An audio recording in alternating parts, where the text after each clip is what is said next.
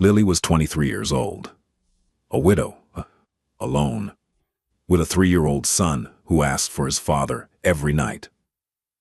She worked 16 hours a day just to keep her house. She barely slept. She barely ate. She never asked anyone for help. And one night, driving home from work, exhausted on a dark road, she found a man bleeding out in the cold. She did not know his name. She did not know where he came from. She did not know that this man made entire cities tremble. She only knew he was dying, so she took him home. What happened next changed everything. The wind came off the Oklahoma plains like it had a grudge. It whipped through the gaps in the trailer's aluminum siding, rattled the kitchen window that had been sealed with duct tape since November, and carried the smell of frozen earth into every corner of Lily Harper's home. She stood at the sink, scrubbing a pot that had been burned black from reheating the same batch of rice and beans for 3 days straight, and she didn't flinch. The cold was a companion now, as constant as the debt and the silence and the hollow ache behind her ribs that never quite went away. It was 11:15 at night.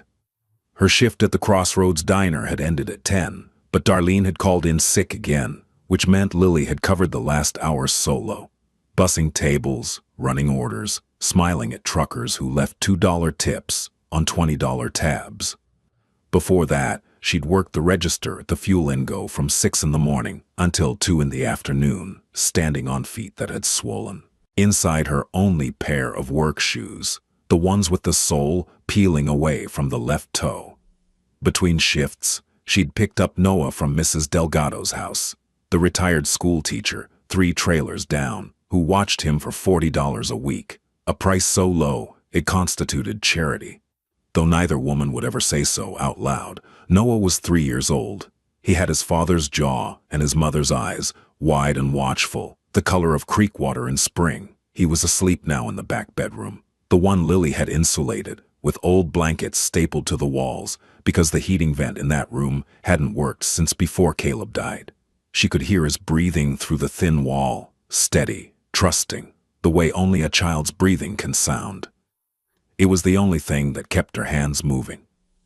The only thing that kept her standing at the sink instead of sitting on the kitchen floor and letting the silence win. Caleb Harper had been dead for 14 months, workplace accident, the report said.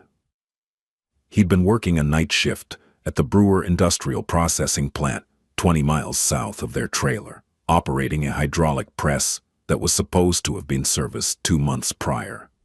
Something failed. The press cycled when it shouldn't have. Caleb was pronounced dead at the scene. The company's lawyers had shown up before the coroner finished, which should have told Lily everything she needed to know. But she'd been 22 years old, 8 months into widowhood before she'd even turned 23, with a toddler and no college degree and a mortgage that the bank was suddenly very interested in discussing. She hadn't gotten much. A settlement offer that barely covered the funeral and 3 months of payments.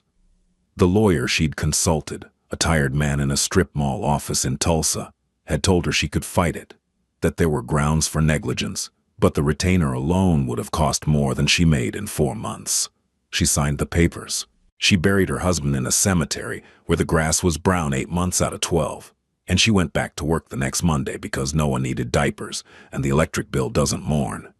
She dried her hands on a dish towel so thin she could see the overhead light through it and walked to the kitchen table. The table was small, round, bought at a garage sale for $15 when she and Caleb had first moved in. It had a wobble that Caleb had fixed with a folded piece of cardboard under one leg, and sometimes when she sat down, she'd feel the slight give and remember him on his knees, laughing, saying, "There, good as new, better than new. It's got character now." On the table were 3 envelopes. She'd sorted the mail before her shift that morning, and she'd left these 3 because they were the ones that required decisions she didn't have the energy to make at 6 a.m. The first was from First Oklahoma Savings and Trust. She didn't need to open it. The language would be polite and terrible, the way banks always managed to sound reasonable while telling you they were going to take your home. She was 2 months behind on the mortgage. The letter would mention forbearance options maybe, but those options always came with conditions that assumed she had money she didn't have. The second was from a medical billing company. Noah had gotten an ear infection in September, and the urgent care visit, the only option because she couldn't get an appointment with a pediatrician who took the state insurance she'd barely managed to qualify for, had generated a bill of $412. She'd been paying it off at $25 a month, but she'd missed November. The third was from Prescott Land Development. This one she actually opened, because it was new, and new things in this life were rarely good, but always required attention. The letter was printed on heavy stock, the kind of paper that felt like money. It informed her, in a language that was both respectful and deeply predatory, that Prescott Land Development was acquiring properties in the area for a planned residential community, and that they were prepared to make her a generous offer for her lot and any structures therein. Generous, she almost laughed. Generous for a half-acre lot with a 30-year-old trailer and a rusted propane tank and a view of nothing but grass and sky. They wanted the land. Everyone out here was hearing the same thing, developers circling, buying up parcels, offering cash to people who were too tired to read the fine print. Some of her neighbors had already sold.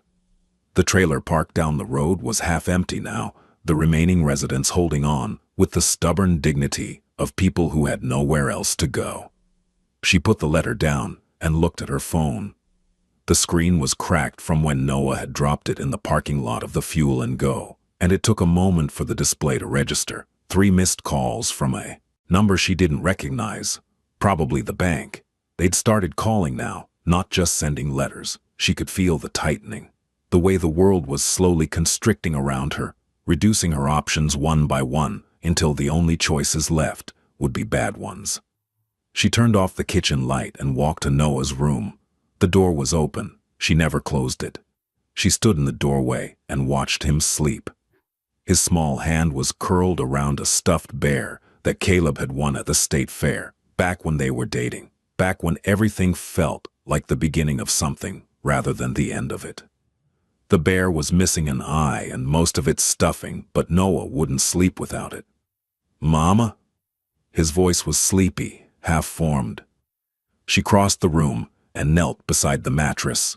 It was on the floor now because the bed frame had broken and she couldn't afford to replace it. I'm here, baby. Go back to sleep." "Is Daddy coming home?" The question hit her the way it always did. Not like a punch, but like a slow pressure. Something compressing her chest from the inside. He asked it less frequently now, which should have been a relief, but wasn't, because it meant he was starting to forget. And that was its own kind of loss. "Daddy's watching us from far away," she said, because that was the answer she'd settled on. The one that was neither a lie nor the truth, just something a 3-year-old could hold without breaking.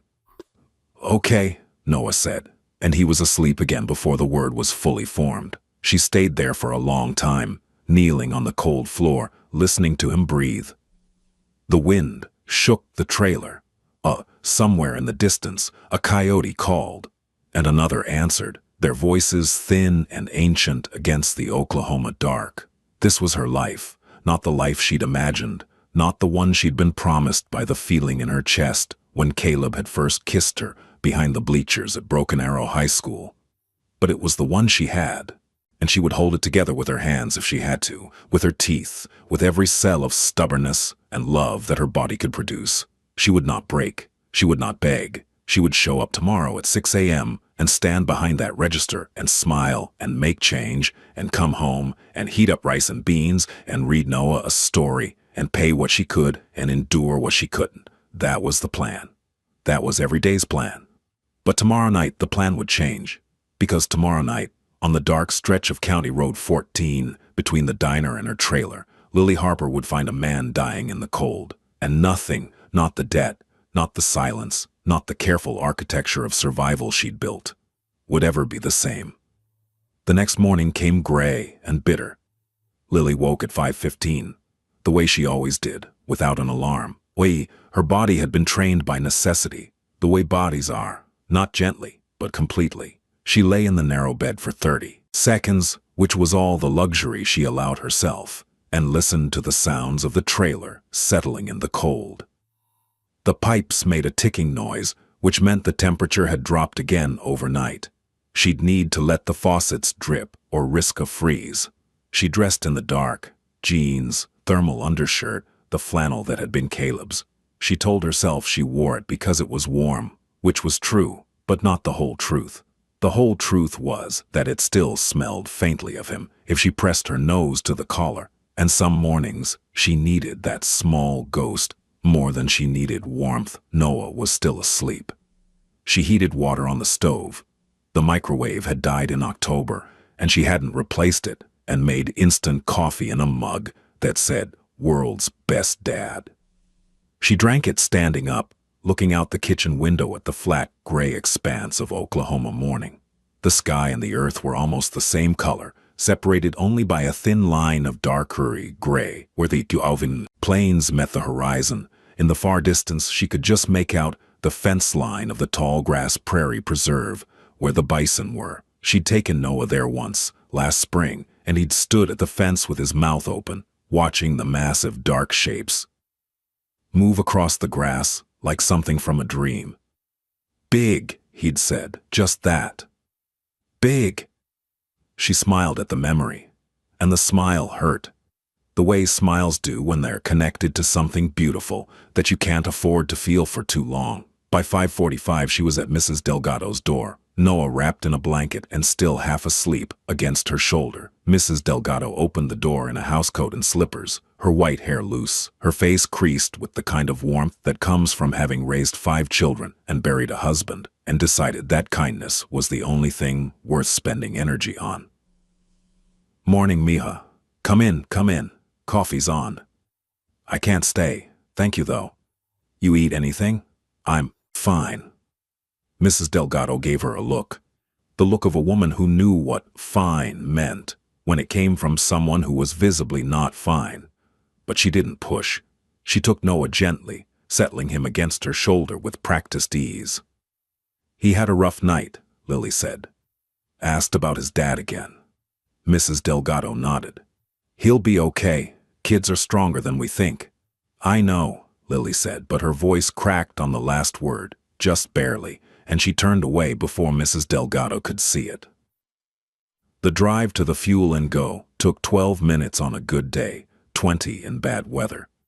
Today it took 15 because there was ice on County Road 14, and Lily's truck, a 2008 Chevy Silverado with 240,000 miles on it, had tires that were past the point of safety and well into the territory of prayer. She drove carefully, both hands on the wheel, the heater blowing air that was cool at best, watching the road with the hyper-attention of someone who could not afford a breakdown, literally or figuratively. The fuel and go sat at the intersection of County Road 14 and State Highway 20, a low concrete building with 2 pump islands and a hand-painted sign that had been faded by sun and wind into near illegibility. Lily had worked there for 11 months. The owner, a man named Dale Ritter, was neither kind nor cruel. He was simply indifferent, which in an employer is sometimes the best you can hope for. He paid minimum wage, cash, off the books, which meant no taxes taken out, but also no benefits, no protections, no recourse if he decided one morning that he didn't need her anymore. She unlocked the door at 5:58, turned on the lights, started the register, and began the morning routine. Check the pumps, stock the cigarettes, wipe down the coffee station, put out the day-old donuts that a bakery in Pahuska sold them at a discount. By 6:15, the first customers started trickling in, roughnecks heading to the remaining oil jobs, ranchers in mud-caked boots, a few long-haul truckers filling up before hitting the highway. The work was repetitive and numbing, which was sometimes a mercy. Her hands moved without conscious direction, scanning items, making change, bagging purchases, while her mind cycled through the same calculations it performed every day. Mortgage, $1,140 a month, 2 months behind, plus late fees. Utilities, electric was $160, propane was another $200 in winter. Gas for the truck. Food. The medical bill. Mrs. Delgado's $40 a week. The tires that needed replacing. The cracked windshield that wouldn't pass inspection.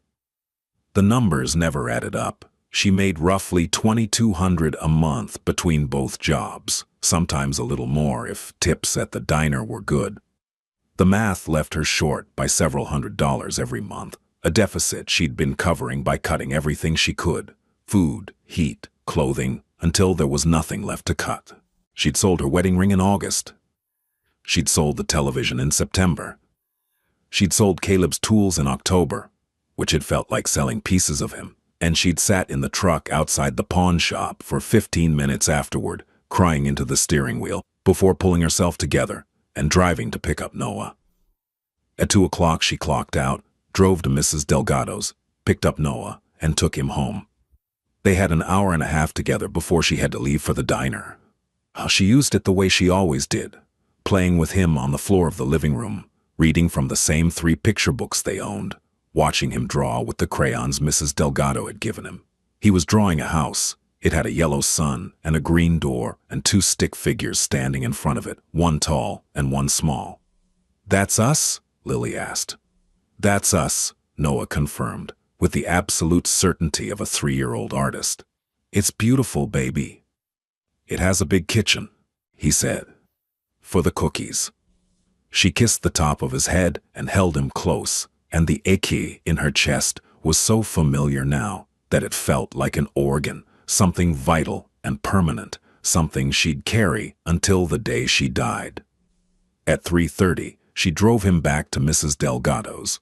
The older woman kept him in the evenings when Lily worked the dinner shift and refused to charge extra, which was another kindness that Lily accepted with gratitude and guilt in equal measure. And then she headed to the Crossroads Diner, a flat-roofed building on the highway with a neon sign that buzzed and flickered and spelled out "Eat" in letters that looked vaguely threatening. The diner shift was harder than the gas station. She was on her feet the entire time, carrying plates, refilling coffee, memorizing orders because the pad was faster in her head than on paper. The dinner crowd was steady: families, truckers, the occasional group of teens from the high school in Pawhuska, who came for the milkshakes and left the table covered in napkin confetti. Her manager, a woman named Brenda who wore too much eyeliner and not enough patience, watched the floor like a hawk and docked tips for slow service. Tonight was busier than usual. A construction crew was staying at the motel down the road. They were part of the Prescott Development Project, someone said, surveying land for the new housing community. And they came in loud and hungry, ordering steaks and burgers and keeping Lily running for 2 hours straight. One of them, a heavy man with a sunburned neck, tried to make conversation. "Oh, what's a pretty girl like you doing in a place like this?" Lily smiled the smile she'd perfected, pleasant enough to protect the tip, distant enough to close the door. "Just working," she said, and refilled his coffee before he could say anything else. By 9:45, the diner was nearly empty. She wiped down her section, rolled silverware, cashed out her tips, $63, which was decent, and clocked out at 10. Brenda was in the back doing paperwork and didn't say goodnight, which was fine. Lily didn't need goodnight. She needed the truck to start and the road to be clear and Noah to be sleeping when she got home. The truck started on the 3rd try, which was 1 try fewer than yesterday, so she counted it as a win. She pulled out of the diner parking lot and turned onto County Road 14, the headlights cutting 2 weak beams into the darkness. The road was empty. It was always empty at this hour, a 2-lane strip of cracked asphalt running through open grassland. No street lights, no houses for the first 4 miles, nothing but the dark and the wind and the occasional pair of animal eyes glowing in the brush. The temperature gauge on the dashboard read 21 degrees. The heater was working tonight, sort of, blowing air that was slightly warmer than the outside, which on a night like this constituted a miracle. She drove with both hands on the wheel, eyes focused, mind already running through tomorrow's schedule. 6 a.m. shift. Noah's cough. Was it getting worse? She needed to call the clinic. The mortgage. Always the mortgage. She almost missed him. The headlights caught something at the edge of the road, just past the old grain silo that marked the halfway point between the diner and her trailer. Her first thought was an animal, a deer maybe, or a coyote. Oklahoma was full of things that wandered onto roads at night, things that were just trying to get from one side of the dark to the other. But it wasn't an animal, it was a man. He was lying in the drainage ditch that ran alongside the road, half on the gravel shoulder, half in the frozen grass. He was on his side, one arm extended, as if he'd been reaching for the road when his body gave out. His clothes were dark, she couldn't tell the color, and he wasn't moving. Lily's foot came off the gas and hovered over the brake. The truck slowed, her hands tightened on the wheel. Every instinct that had been sharpened by a year of survival alone told her the same thing. Keep driving. It's not your problem. You have a son at home. You have enough problems of your own. Call 911 if you want, but keep driving. She slowed to a crawl. In the headlights, she could see more detail now. The man was tall. His clothes were expensive. She could tell even at a distance, the way you can always tell expensive clothes from cheap ones, by the way they hang, the way they catch light. He was wearing a suit jacket, which was insane for a freezing night on a rural Oklahoma road. His shoes were leather. His hand, the one extended toward the road, was covered in something dark. Blood. The word arrived in her mind with clinical clarity. That's blood. She stopped the truck. The engine idled. The headlights pinned him in a pool of white light, and he still didn't move. Don't do this, she said out loud to herself, to the empty cab, to whatever instinct was pulling her toward the door. Do not do this. She picked up her phone. The screen glowed in the dark. She could call 911. The dispatcher would send an ambulance from Pawhuska. 30 minutes, maybe 40 in this weather. The man might be dead by then. Or he might not be. Either way, it wouldn't be her problem. She'd done her part. She'd called. Her thumb hovered over the 9. But she could see his back moving, barely, a shallow rise and fall that meant he was breathing, which meant he was alive, which meant he was dying, right there, 15 feet from her truck, in the kind of cold that killed healthy people in hours and would kill an injured man much faster. Damn it, she whispered. She put the truck in park, left the headlights on, grabbed the flashlight from the glove compartment, a heavy mag light that Caleb had kept there, which also served as a weapon if it came to that, and opened the door.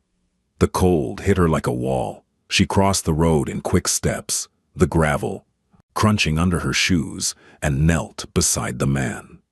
He was alive. His breathing was ragged, each exhale visible in the frozen air, short puffs of vapor that dissipated instantly.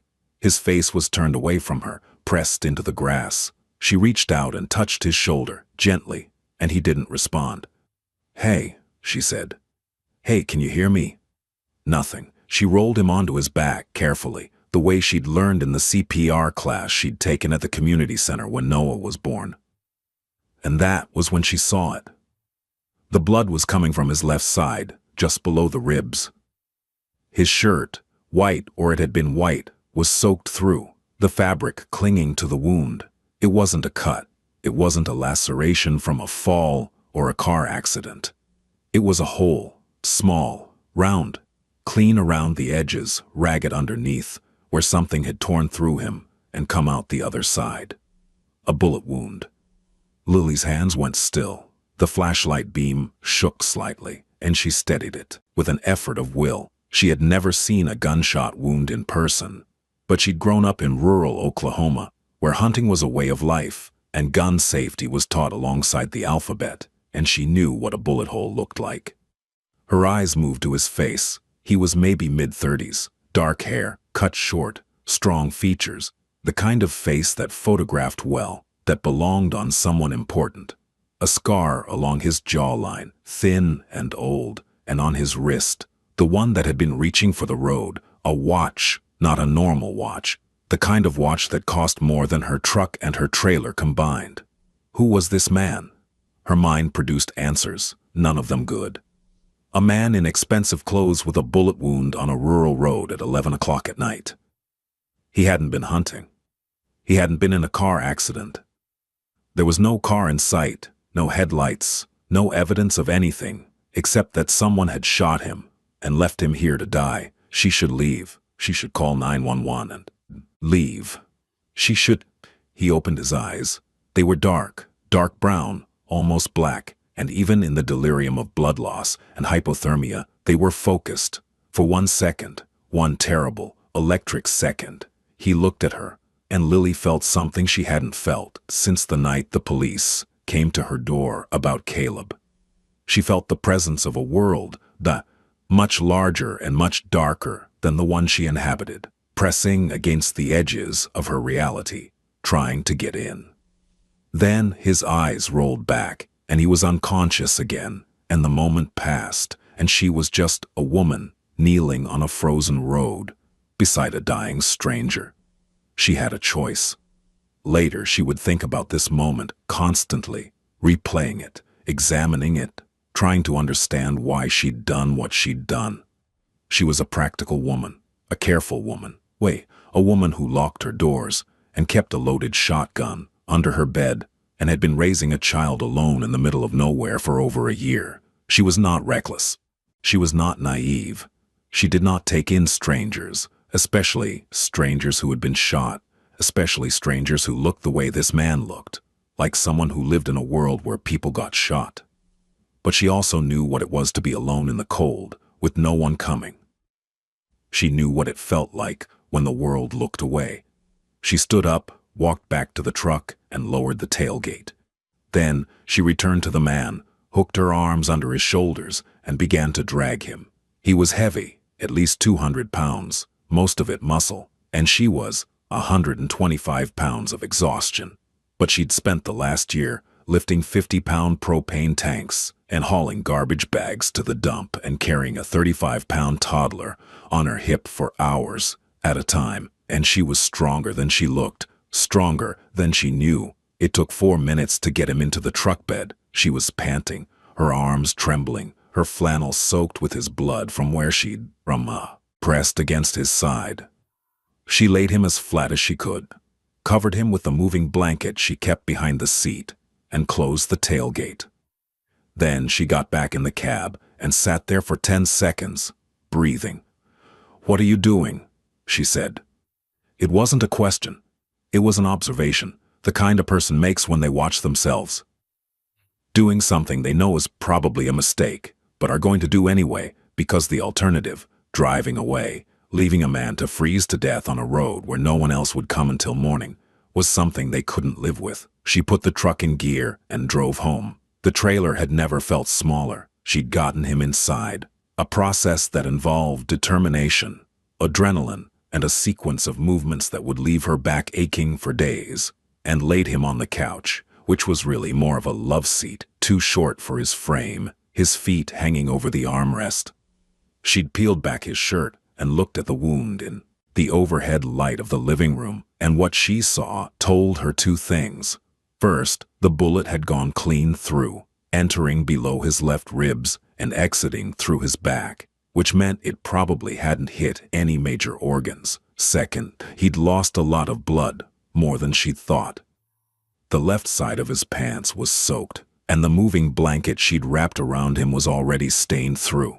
She wasn't a doctor, she wasn't even a nurse, but she'd grown up on a ranch before her parents lost it, and she'd watched her father stitch up gored horses and set broken bones on cattle, and she'd absorbed more about wound care than she'd ever expected to need. She also had a first aid kit, a good one, military grade, that Caleb had bought online because he was the kind of man who prepared for things, and she got it from the closet above the bathroom and laid it out on the kitchen table.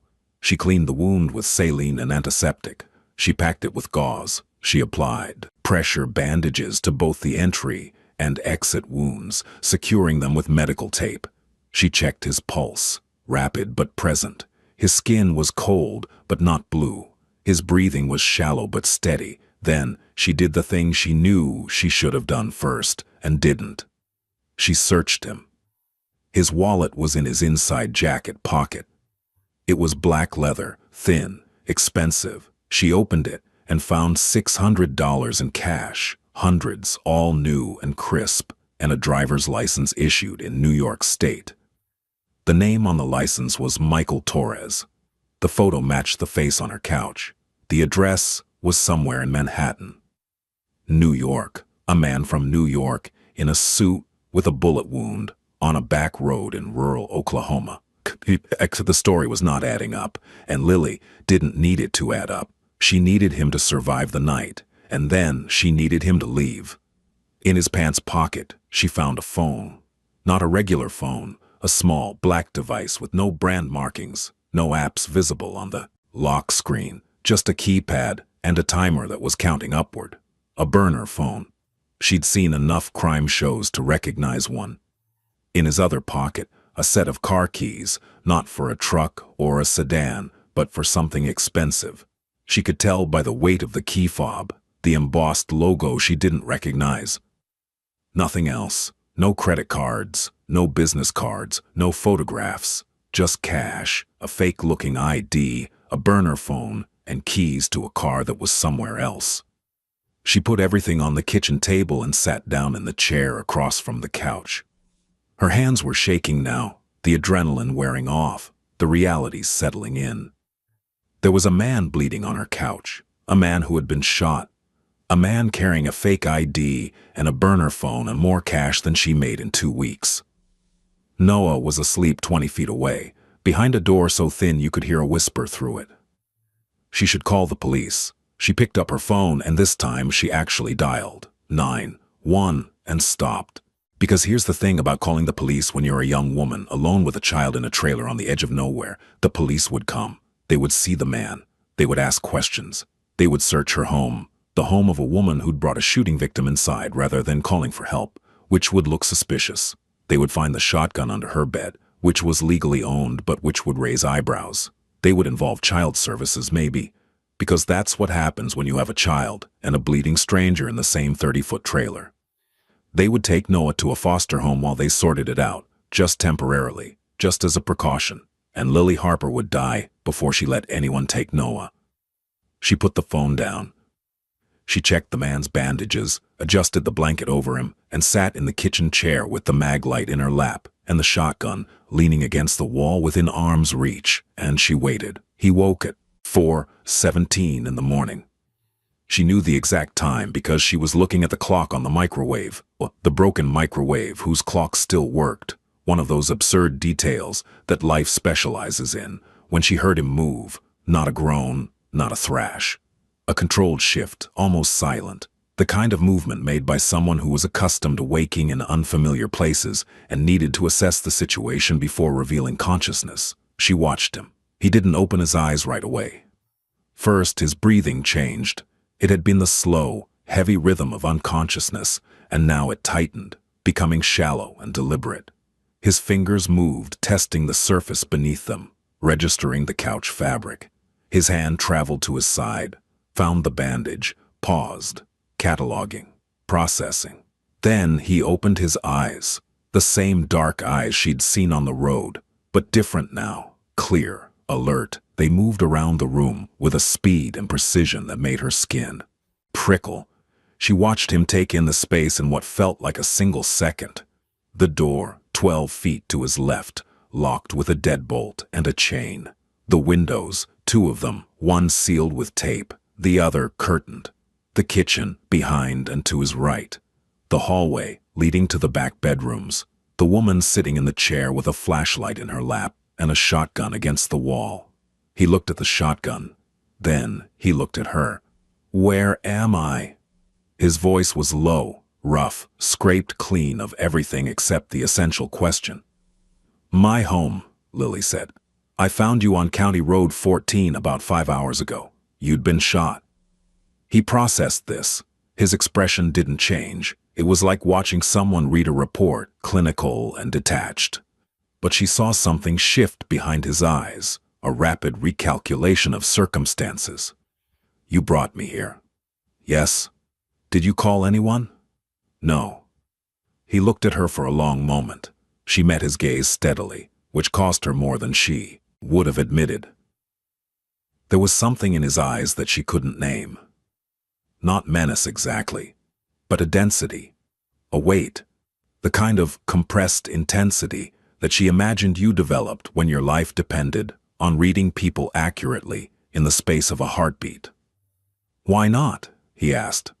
"Because I have a 3-year-old asleep in the next room, and I don't need police in my house at midnight, asking questions I don't have answers to." Something flickered in his expression. Surprise, maybe, or the absence of the answer he'd expected. "Your son?" "Yes." He was quiet for a moment. His hand was still on the bandage, pressing lightly, gauging the damage. "You cleaned the wound." "I did what I could." "You need a hospital." "No hospital. You've been shot." "I'm aware." The faintest trace of something that might have been dry humor, though his face gave nothing away. "No hospital. They report gunshot wounds." "I know they do. That's generally the point." He looked at her again, and this time there was something new in his gaze, a kind of recalibration, as if he'd initially assessed her as one thing and was now revising that assessment upward. She was not cowering. She was not panicking. She was sitting in a chair with a flashlight and a shotgun and speaking to him like a nurse with a difficult patient, and that was clearly not what he'd expected. "I need to make a call," he said. "Your phone's on the table." He turned his head and saw it, the burner phone next to his wallet and keys. His jaw tightened, barely perceptibly. "You went through my things. You were unconscious and bleeding on my couch." "Yes. I went through your things." She paused. "Michael Torres from Manhattan. Except that's not your name, is it?" He didn't answer. "You don't have to tell me your name," she said. "You don't have to tell me anything, but here's how this is going to work. You're going to stay on that couch until you can walk, and then you're going to leave. In the meantime, you're not going to make trouble, you're not going to bring trouble, and you're not going to go anywhere near my son. Are we clear?" The silence that followed was absolute. The trailer creaked in the wind. The clock on the broken microwave ticked from 4:19 to 4:20. "Clear," he said. She stood, walked to the kitchen table, and brought him the phone, a glass of water, and 2 ibuprofen from the first aid kit. He took all 3 without comment. She watched him dial a number from memory, not from the phone's contacts, from his memory, and hold the device to his ear. It rang twice. "It's me," he said, and then he spoke in a language that wasn't English. Italian, she thought, clipped, rapid, authoritative despite the weakness in his voice. The conversation lasted less than 40 seconds. He ended the call, removed the SIM card from the phone, and snapped it in half with his fingers. Then, he set the broken pieces on the arm of the couch and looked at the ceiling. Lily stood in the kitchen doorway, watching. "You just destroyed the only phone you had," she said. "It's compromised. So how will your people find you?" He turned his head toward her. "They won't. That's the point." She waited for more. He offered nothing. The silence stretched between them like the Oklahoma plains themselves, vast and empty and giving nothing away. "I'm going to check on my son," she said. "There's more water in the kitchen. Don't bleed on my couch." She thought she saw the corner of his mouth twitch. Not a smile. Not yet. Just the ghost of one, passing through. She checked on Noah. He was still asleep, curled around his bare, mouth slightly open, completely unaware that there was a stranger in the next room and that his mother's hands were stained with someone else's blood. She watched him for a long time, until the sky outside the window began to lighten, from black to charcoal. And then she went back to the kitchen to start making coffee, because in 4 hours she had to be at work, and the world did not pause for bullet wounds, or moral reckonings, or the small, terrified voice in the back of her mind that was asking what she had done. The next 2 days existed in a state of suspended tension, like the moment between lightning and thunder, when the air itself holds its breath. He slept most of the first day. His body was doing what bodies do after severe trauma, shutting down all non-essential systems and redirecting everything toward repair. She checked his wound before leaving for work, changed the bandages, left water and crackers on the coffee table. When she came home between shifts to pick up Noah, the crackers were untouched and the water was half gone. Noah saw him. This was the part she'd dreaded. She'd told herself she could keep them separate, the man on the couch and the child in the back bedroom. But a trailer is not a house, and a 3-year-old is not governable in the way that logistics require. Noah came out of his room at 6:30 in the morning, padding down the hall in his pajamas, and stopped dead when he saw the man on the couch. He stood in the hallway, clutching his bear, staring with the wide, unfiltered gaze of a child for whom the world still consisted, primarily of things he hadn't seen before. "Mama," he said, not scared, just informational. "There's a man." Lily was in the kitchen. She came around the corner, drying her hands, her heart doing something fast and uncomfortable. "I know, baby. He's sick. He's resting." "Is he going to be okay?" "Yes, but we need to let him sleep, all right? Come on, breakfast." Noah looked at the man for another long moment, then followed his mother into the kitchen. But at the doorway, he stopped and turned back. "He doesn't have a blanket," he said. Lily opened her mouth to say that the man had a blanket, that she'd covered him, but Noah was already gone, toddling down the hall to his room. He came back 30 seconds later with his own blanket, the blue one with the fraying edge, the one he slept with every night, and carried it to the couch. He couldn't reach high enough to cover the man properly, so he laid it across his feet, carefully, the way children handle things they consider important. Then he went to the kitchen for breakfast and didn't mention it again. Lily stood in the hallway, watching, and she felt something crack inside her. Not break, not shatter, just crack, the way a dam cracks before it gives way. And for a moment, the full weight of everything she'd been carrying pressed against the fissure, and she had to put her hand on the wall to keep standing. She did not cry. She hadn't cried in 3 months, and she wasn't going to start now because her son was kind. The man's eyes were open. She hadn't noticed him wake, but he was looking at Noah's blanket on his feet, and his expression, for the first time since she'd found him, was not controlled. Something had slipped through, something raw and unguarded, there and gone in an instant, like a fish breaking the surface of still water. He looked at Lily. She looked at him. Neither of them spoke. She took Noah to Mrs. Delgado's and went to work. On the second day, he was able to sit up. On the third, he stood. She came home from the gas station shift to find him on his feet in the kitchen, gripping the counter with one hand, his jaw clenched against the pane, examining the room with the methodical attention of someone cataloging assets and vulnerabilities. He'd found the foreclosure notice. It was on the counter where she'd left it, next to the letter from Prescott Land Development, and he was reading it when she walked in.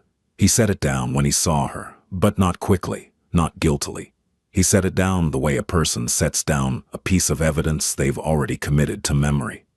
"You shouldn't be standing," she said. "I shouldn't be here at all." "We agree on that. Sit down before you rip your stitches." She paused. "I mean the bandage. I didn't stitch you. You should have. You want me to poke holes in you with a sewing needle? I have one. It's got little flowers on the handle." That almost smile again. He sat, slowly, carefully, lowering himself into the kitchen chair with the controlled precision of someone who was intimately familiar with pain, and had long ago decided not to show it. "I need to stay 1 more day," he said. "Maybe 2. Then I'll be gone and you'll never see me again." "That's what you said yesterday." "Yesterday I couldn't stand. And today you can barely sit." He looked at her. She was standing by the sink, still in her Fuel and Go polo, her hair pulled back, dark circles under her eyes. She looked like what she was, a woman running on willpower and caffeine, holding a life together with both hands. "You're not going to ask me what happened," he said. "No." "Why not?" "Because whatever you tell me is either going to be a lie or something I'm better off not knowing, and I don't have time for either." He studied her. That assessing gaze again. The one that felt like it could read the serial numbers on her thoughts. "You're smart," he said. "I'm tired," she corrected. "There's a difference." She opened the fridge. He watched her open it, and she knew he'd already seen inside it.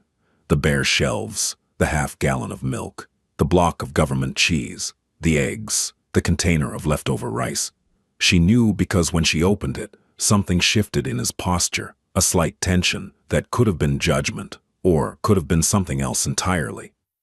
She made 2 plates, scrambled eggs with cheese, the last of the bread toasted. She put one in front of him without asking if he was hungry.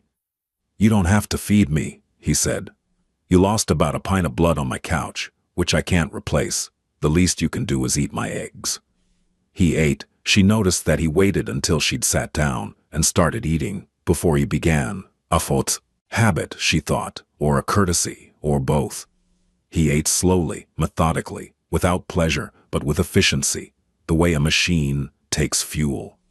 When he finished, he set the fork down parallel to the knife and looked at the empty plate. "Thank you," he said.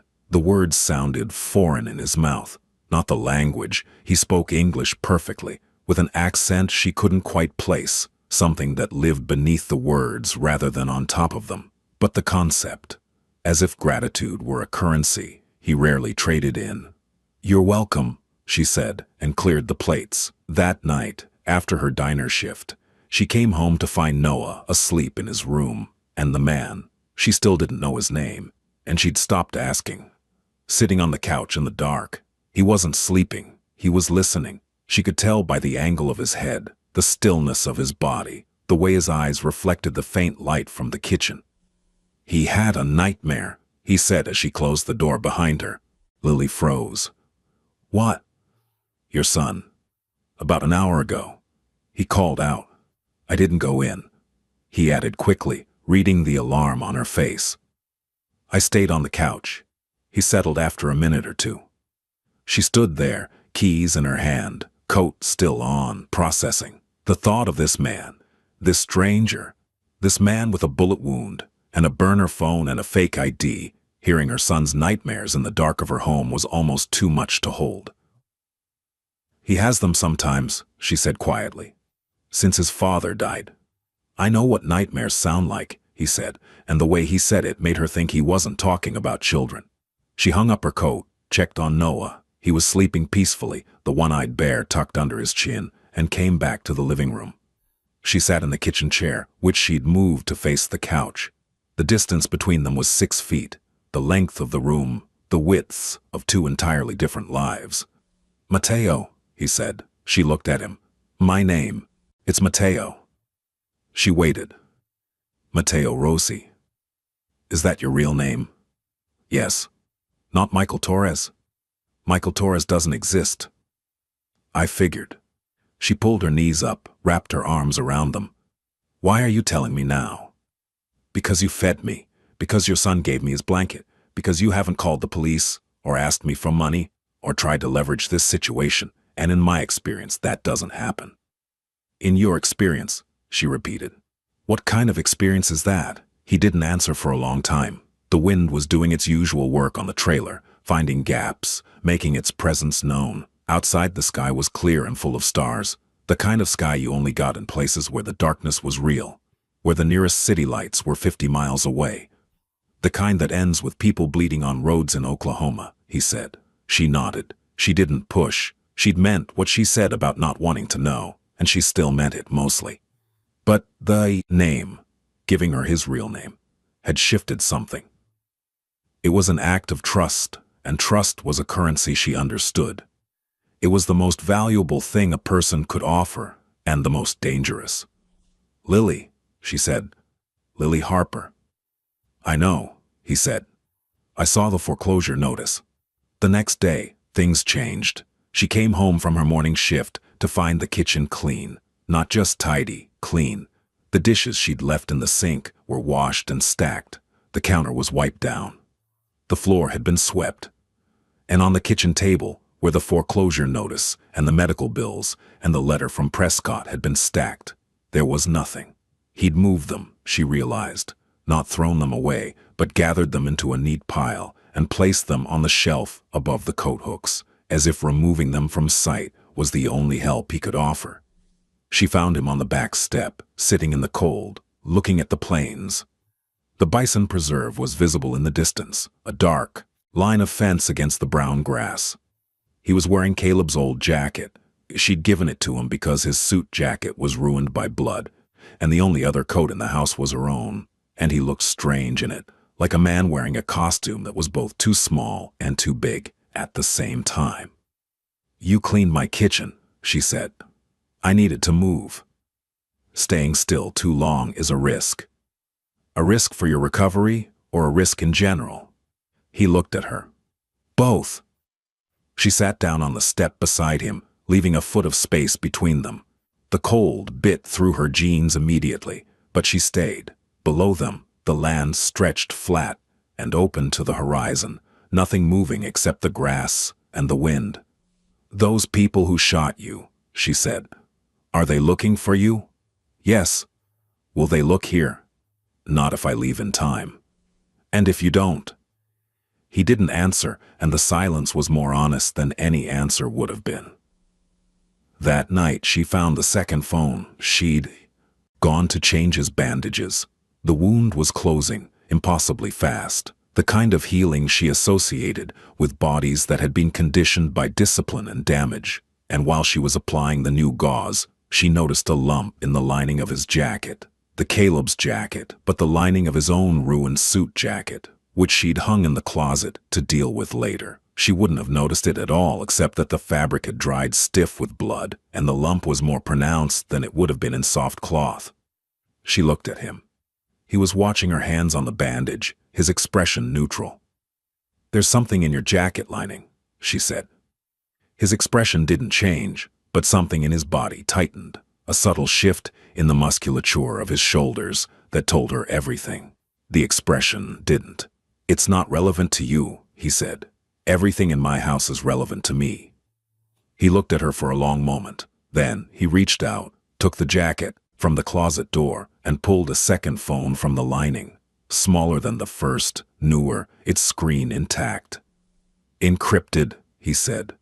"Untraceable, for emergencies." "This isn't an emergency. This is a complication. An emergency would involve other people being here." She sat back on her heels. The bandage was done. He was shirtless, and she was kneeling in front of him, and the intimacy of the position struck her suddenly, not sexually, but spatially. How close they were, how his skin was warm under her fingers, how she could see the other scars on his body, a map of violence drawn on his torso in raised white lines and faded marks. She stood up. "Matteo." He looked up at her. "Who are you, really?" The question hung in the air.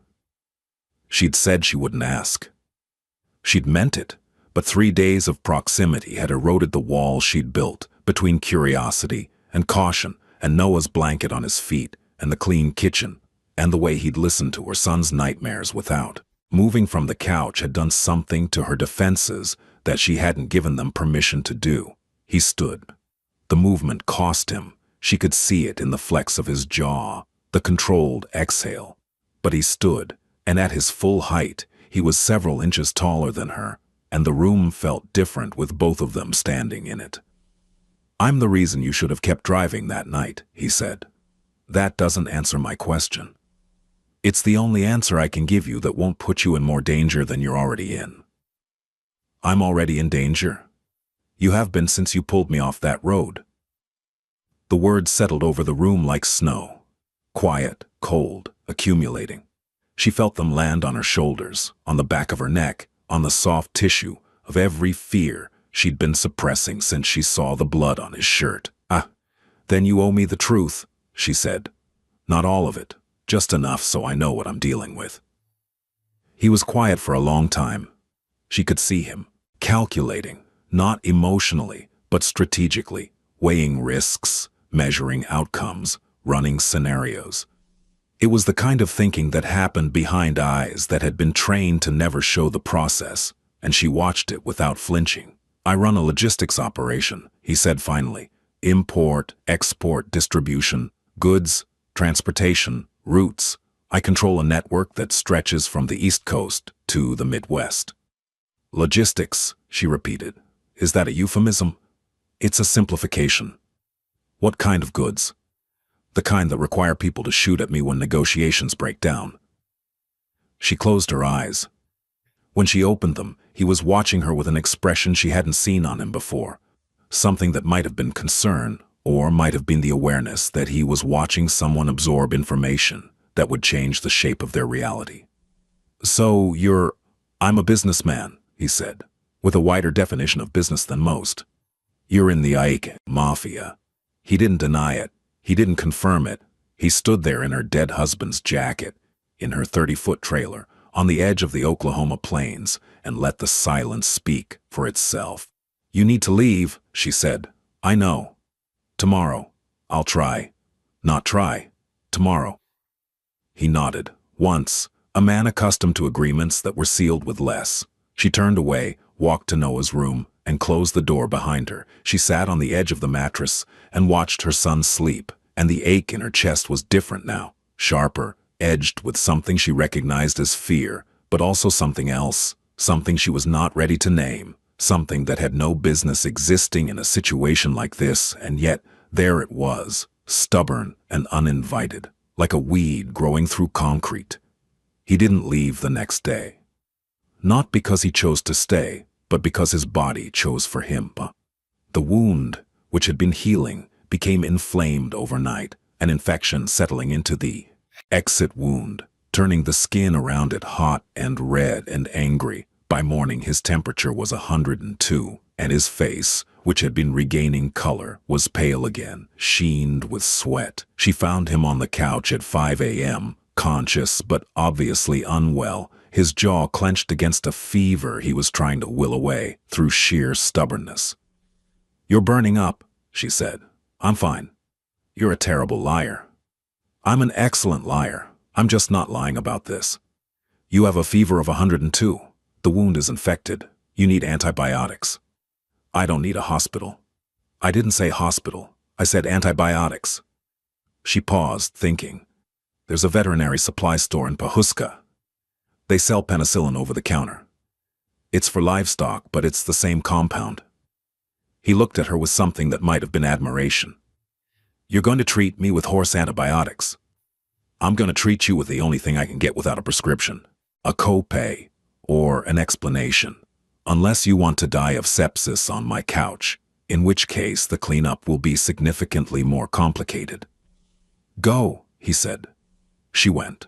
She drove to Pahuska, bought a bottle of injectable penicillin and a pack of syringes from the farm supply section of the True Value, and drove back. She calculated the dose based on a formula she'd learned from her father, adjusted for human body weight, and administered the injection in his upper arm while he sat on the couch and watched her with eyes that were too bright with fever. But still, she gave him the injection, covered him with blankets, including Noah's blue one, which the boy insisted be included, and went to work with antibiotic protocols running through her head, alongside the mortgage calculations and the tip projections and the slowly growing realization that this man was not going to be gone in a day or two, and that every hour he stayed in her home was an hour in which the world he came from might reach into the world she'd built and tear it apart. The infection broke on the 5th day. The penicillin did its work. The fever receded like a tide pulling back from shore, and Matteo Rossi began to heal in earnest. His body was efficient at recovery. She could see it in the way the wound knitted, in the way color returned to his face, in the way his movements became less guarded and more fluid with each passing hour. Whatever life he'd lived had built a body that knew how to take damage and rebuild, and she found herself watching the process with the clinical interest of a woman who spent most of her time holding things together with duct tape and prayer. By the 6th day, he could walk without gripping furniture. By the 7th, he was moving around the trailer with a quiet deliberateness that reminded her of a large animal in a small cage, not agitated exactly, but contained, compressed. A man whose natural habitat was much larger than these walls, pacing the boundaries of a space that was never meant to hold someone like him. He watched everything. That was the thing she noticed most. Not in the way of a guest, politely, peripherally, but in the way of someone for whom observation was survival. He watched the way she prepared food, stretching portions, diluting soup, cutting bread thin. He watched the way she counted the bills and her tip money, sorting them on the table with the grim precision of a field surgeon triaging patients. He watched the way she layered blankets on Noah's bed instead of turning up the heat. The way she wore Caleb's flannel because she couldn't afford a new coat.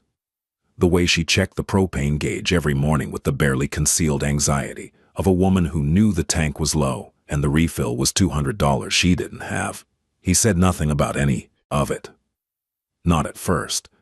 But on the 7th morning she woke to find groceries on the kitchen counter. Not the kind of groceries she bought, the institutional-sized cans of beans, the generic bread, the store-brand cheese. These were different. Milk, eggs, fresh vegetables, peppers, tomatoes, spinach, a whole chicken. Fruit, actual fruit, apples and bananas, and a container of strawberries that must have cost $5 alone. There was cereal for Noah, the good kind, with the cartoon tiger on the box. There was coffee, real coffee, not the instant powder she'd been drinking. There was bread from a bakery, dense and brown and still warm. She stood in the kitchen and stared at it, and the feeling that moved through her was complex enough to have its own gravitational field. Gratitude and shame and anger and relief, all of it tangled together, all of it pressing against the walls of the composure she'd spent 14 months building. He was on the back step again, drinking. Coffee. He'd made it himself, in the percolator Caleb had bought years ago, and looking at the plains. The morning was cold, but clear, the sky enormous and blue, the kind of sky that made the flatness of Oklahoma feel like a feature rather than a deficiency. "I didn't ask for this," she said from the doorway. He didn't turn around. "I know. Where did you get the money? The $600 in your wallet?" "That money is mine. It's clean." A pause. "Clean enough." "I don't want your money." Now he turned. "It's not money. It's food. Your refrigerator had eggs and government cheese. Your son ate cereal with water this morning because you're almost out of milk." The accuracy of the observation hit her like a slap. He'd seen. Of course he'd seen. He saw everything. "That's not your concern," she said, and her voice was harder than she meant it to be, sharpened by the particular shame of having your poverty witnessed by someone who clearly existed in a different economic universe. "You're right," he said. "It's not. But I'm eating your food and sleeping on your couch, and your son gave me his blanket, and if I walk out of here in 2 days and leave you with an empty kitchen, then whatever I am, I'm also the kind of man who takes from a woman who has nothing. And I won't be that." She opened her mouth to argue. She had arguments, good ones, about pride and independence, and not accepting things from strangers, especially strangers who ran logistics operations that involved people shooting at them. But the words dissolved before they reached her tongue, because the truth was simple and brutal. She was hungry, Noah was hungry, and the strawberries on the counter were the most beautiful things she'd seen in months. "Thank you," she said, and the words cost her something, but less than she'd expected. He nodded and turned back to the plains. She went to work. When she came home between shifts, Noah was playing on the floor of the living room while Mateo sat at the kitchen table, and there was something on the table between them that she didn't immediately recognize. It was a house, a small house made of playing cards, one of the old decks from the kitchen drawer, missing the 6 of diamonds and the Queen of Hearts, constructed with an architectural precision that was almost absurd. It had 3 stories, a peaked roof, and a front porch made from 2 cards leaning against each other at exactly the right angle. Noah was watching it with reverent attention. "Mama, look, he made a house." Mateo didn't look up. His hands were steady, placing another card on the structure with the careful focus of a man who was accustomed to building things that could collapse at any moment. "It needs a kitchen," Noah said. "It does," Mateo agreed, his voice quiet, stripped of the hard edges she'd heard when he spoke to her about guns and logistics and danger. "A big kitchen." "For the cookies," Noah explained. "Of course, for the cookies." Lily stood in the doorway and watched a mafia boss build a card house for her son, and the crack in her chest, the one that had appeared when Noah laid his blanket on a stranger's feet, widened another fraction of an inch, and the thing behind it pressed closer to the surface, and she turned away before it broke through. It wasn't until the 8th day that she understood the full scope of what he'd been doing. She came home from the diner at 10:15, exhausted in the cellular way that came from standing for 16 hours on shoes that didn't fit, and found Mateo at the kitchen table with the encrypted phone in his hand and a look on his face that she'd never seen before. Not anger, not calculation, something quieter, something that looked, possibly, like guilt. "What's wrong?" she asked. "Nothing's wrong. You're sitting in my kitchen at 10 o'clock at night with the same expression my husband used to get when he'd done something he knew I wouldn't like." "What did you do?" He set the phone down. He looked at her with that direct, unblinking gaze that she'd stopped being intimidated. They'd be by somewhere around day 5 when she'd watched him try to open a can of soup with one hand and failed twice before accepting her help.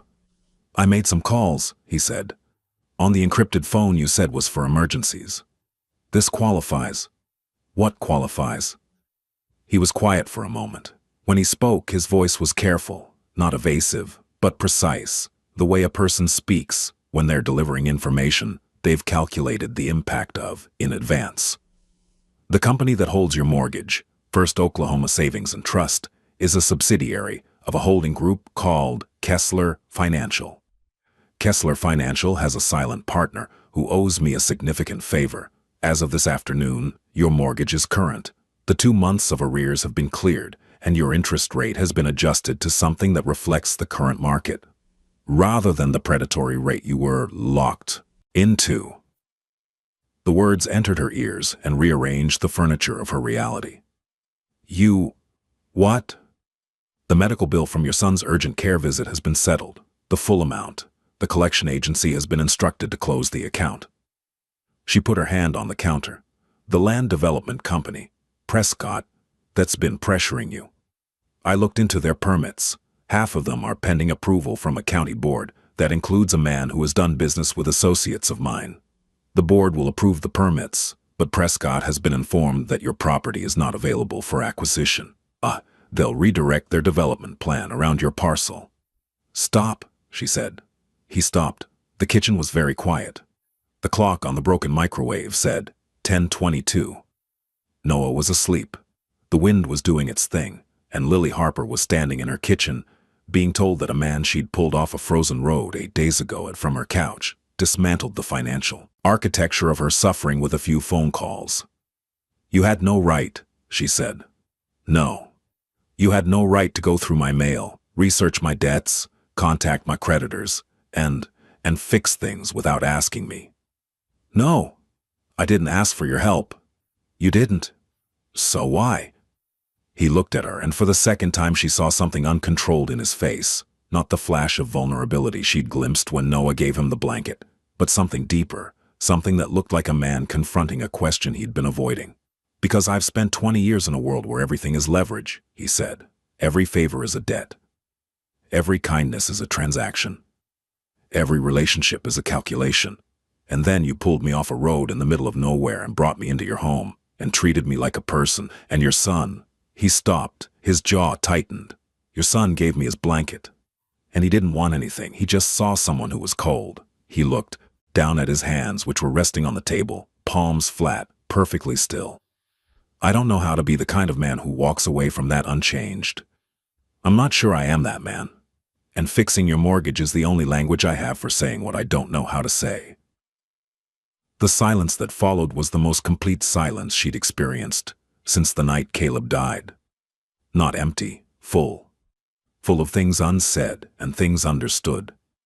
Full of the distance between two people who'd been shaped by completely different kinds of damage and were standing in a kitchen in a 30-foot trailer, trying to figure out whether the space between them was a bridge or a wall.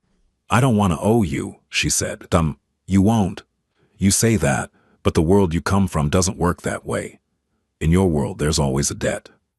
"My world," he said, "is exactly why I'm telling you there isn't one. Because I know what debts look like, and this isn't one. This is a man trying to do one thing. That doesn't have a price tag on it." She looked at him for a long time. The kitchen light hummed. The trailer settled. Outside, the Oklahoma dark pressed against the windows like an audience. "Thank you," she said, and this time the words cost her everything, and she gave them anyway. He nodded. And then, with the precise intuition of a man who knew when a room needed space, he stood and walked to the couch, and lay down, and turned his back to the kitchen, and Lily sat in the chair and put her head in her hands, and breathed. She didn't cry, but she came close, closer than she'd come in months. The days that followed were the strangest of her life, stranger than the early days of grief, stranger than the night she found him, stranger even than the moment she'd learned who he was. Because nothing dramatic happened. Nothing changed in the way she'd braced herself for. No men with guns, no midnight confrontations, no moral reckonings. Instead, what happened was ordinary, and the ordinariness of it was what made it devastating. Matteo Rossi stayed in her home, and he was quiet, and he was careful, and he paid attention. He fixed the heating vent in Noah's room. She came home one afternoon to find him standing on a chair in the back bedroom, shirtless, his wound covered in a fresh bandage, his hands inside the vent panel, and the room, for the first time in as long as she could remember, was warm. He'd cleared a blockage in the ductwork, he said. Simple fix. Anyone could have done it, but no one had. He fixed the kitchen faucet that had been dripping for 6 months. He replaced the section of siding that the wind had been finding. He stabilized the back step, which had been wobbly since before Caleb died. He did these things without asking, without announcing, without expectation of thanks. He simply identified problems and solved them with the methodical efficiency of a man for whom solving problems was not a hobby, but a fundamental operating principle. And every evening, when Lily came home from her second shift, the kitchen was clean, and Noah's dinner had been made. Simple things: a grilled cheese, pasta with butter, and the fresh vegetables Matteo had bought. And Noah would run to the door and tell her about the card house they'd built, or the story Matteo had told him about a place called Napoli, where the buildings were the color of lemons, and the sea was so blue it hurt your eyes. Did he eat? She'd ask Mrs. Delgado, who she'd started dropping Noah off to later in the day, now that Matteo was there in the mornings. A fact she didn't think about too carefully, because thinking about it carefully would require confronting the question of whether she trusted a mafia boss with her child, and the answer to that question was complicated in ways she wasn't ready to examine. He ate everything, Mrs. Delgado would say, smiling. That man can cook. And Lily would stand in the doorway and nod and try to ignore the thing growing in her chest, the thing that had no right to exist and yet grew anyway, fed by warm rooms and full refrigerators and the sound of her son laughing in the next room at something a dangerous man had said to make him smile. The break came on the 12th day. Lily was at the gas station, standing behind the register, watching an old man count out coins for a pack of cigarettes, when a black SUV pulled up to the pumps. Not unusual, black SUVs were as common in Oklahoma as pickup trucks, but something about this one made the hair on the back of her neck stand up. Maybe it was the tinted windows, dark beyond legal limits. Maybe it was the plates, which were from out of state, Illinois. Maybe it was the two men who got out of it. They were big, not fat, big in the way that comes from purpose rather than excess. One was white, with a shaved head and a neck that was wider than his jaw. The other was dark-haired, Mediterranean-looking, with a scar that ran from his left ear to his chin. They were wearing jackets that were slightly too large, the kind of fit that accommodated what was underneath. And Lily had grown up around men who carried guns, and she knew what a concealed weapon looked like under a coat. They came inside. The white one went to the coffee station. The dark-haired one came to the register. He picked up a pack of gum and a Gatorade and set them on the counter. "Nice area," he said conversationally. His voice was flat, accentless, in the way that meant the accent had been trained out. "Quiet." "Yes, sir." "We're in town for a few days. Business." He smiled. The smile didn't reach his eyes. "Looking for some property. Might be building out here. You know the area." "I've lived here most of my life." "Maybe you can help us then." "We're looking for a friend of ours. Italian guy. Mid-30s. He was supposed to meet us last week, but he never showed. We think he might have had some car trouble on one of these back roads. You hear anything about a man like that? Maybe someone new in town, staying at a motel, or—" He paused, watching her face with the same kind of attention Mateo used, the kind that read micro-expressions the way most people read headlines. Maybe someone who needed help? Lily's heart was beating so hard she was certain he could see it in her throat. But she'd been lying to debt collectors and deflecting questions from concerned neighbors and telling her son that Daddy was watching from far away for over a year, and she'd gotten very good at keeping her face still when the inside of her chest was on fire. "Can't say I have," she said. "But you could check with the sheriff's office. They'd know about any accidents or hospital visits." The dark-haired man studied her for a long moment. Then he nodded slowly, picked up his gum and Gatorade, and left a $20 bill on the counter. "Keep the change," he said. "And if you do hear anything about our friend, we're staying at the Patriot Motor Inn off Highway 20, Room 12. We'd appreciate a call." They left. The black SUV pulled out of the lot and turned east toward Pauhuska. Lily stood behind the register and breathed, in through the nose, out through the mouth, the way the free prenatal class had taught her when she was pregnant with Noah, and the only thing she'd been scared of was childbirth. She picked up her phone and called the only number she had for the trailer, the landline she kept because it was included in her internet bundle, and she'd never disconnected it. It rang 4 times. 5. Mateo picked up. "Don't say your name," she said. "There were 2 men in the gas station. They're looking for an Italian man. Mid-30s. Car trouble on a back road. They're staying at the Patriot Motor Inn off Highway 20. The silence on the other end was absolute.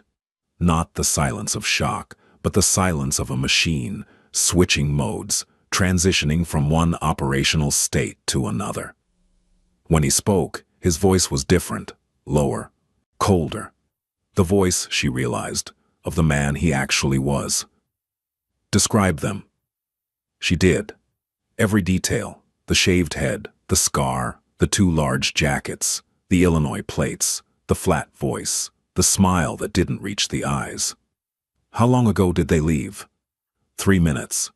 "Which direction?" "East on 20. Another silence. Then, "When does your shift end?" 2. "Go straight to Mrs. Delgado's. Pick up Noah. Don't come home." "This is my home, Lily." His voice cut through hers like a blade through cloth, not angry, not threatening, but absolute. "These men are not looking for a friend. They are looking for me so they can kill me, and if they find me in your home, they will kill you and your son too. Not because they need to, because that's how the message is sent. Do you understand?" She understood. She understood in the cold, marrow-deep way that she'd understood the night the police came to tell her about Caleb. The understanding that arrives not as information but as a change in the physical properties of reality, as if the air itself had become heavier, denser, harder to breathe. "I understand," she said. "Go to Mrs. Delgado's. Stay there. I'll handle this." What does handle mean? It means by tonight. Either they'll be gone or I will. The line went dead. She stood behind the register for the remaining 4 hours of her shift, and every car that pulled into the lot made her pulse spike, and every time the door opened, she looked up expecting to see the shaved head or the scar, and by the time 2 o'clock came, she was vibrating with a tension so deep it felt geological, like fault lines shifting under the surface of her composure. She drove to Mrs. Delgado's. Noah was playing in the yard, bundled in his coat, chasing a cat that belonged to no one and everyone. He ran to her when he saw the truck, and she picked him up and held him so tight he squirmed. "Mama, too tight." "Sorry, baby, sorry." She carried him inside. Mrs. Delgado took one look at her face and put on the kettle. "What happened?" "I need to stay here tonight, me and Noah. Can we do that?" Mrs. Delgado didn't ask why. She was a woman who'd survived a husband's drinking and a son's deployment and the slow erosion of everything familiar, and she knew that when a woman showed up with that expression on her face, the questions could wait. "Of course, mija, as long as you need." They stayed. Lily put Noah to bed in Mrs. Delgado's spare room, a space that smelled like lavender and mothballs and safety, and then she sat at the kitchen table with the old woman and drank tea and said nothing about the man on her couch, or the man at the gas station, or the bullet wound, or the encrypted phone, or any of it. She said nothing because saying it would make it real, and she needed it to not be real, just for tonight, just until the morning, when she would go home and either find Mateo gone or find him there, and either way, the next chapter of whatever this was would begin. Mrs. Delgado watched her, and the wisdom of old women is that they know when silence is a kindness, and she offered that kindness without being asked. At 2 in the morning, Lily's phone buzzed, a text from an unknown number. Clear, come home. She read it 7 times. Then she lay down on the bed next to Noah and pressed her face against the back of his head, where his hair smelled like baby shampoo and dirt, and she closed her eyes and waited for morning. She went home at 7 a.m. The trailer looked the same. The truck was in the driveway. The sky was overcast, the plains gray and still.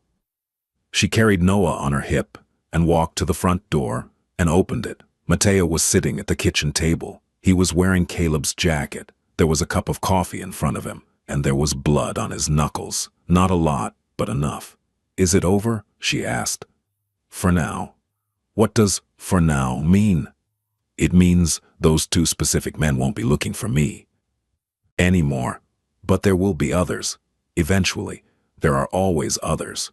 She put Noah down. He ran to the couch, found his blanket, and began the process of building a fort out of cushions, the reliable, consuming business of being 3 years old. Lily sat across from Mateo.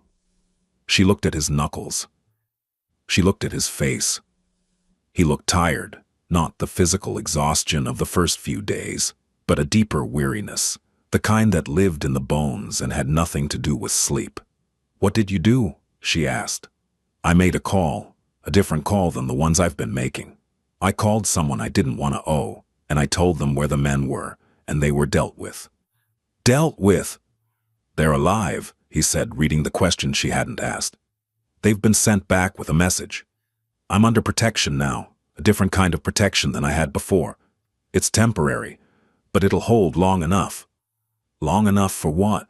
He looked at her. The morning light, the came through the kitchen window and caught his face at an angle that made the scar on his jaw more visible. And she thought about scars, how they were the body's way of remembering damage, how they were proof that something terrible had happened, and the body had chosen to survive anyway.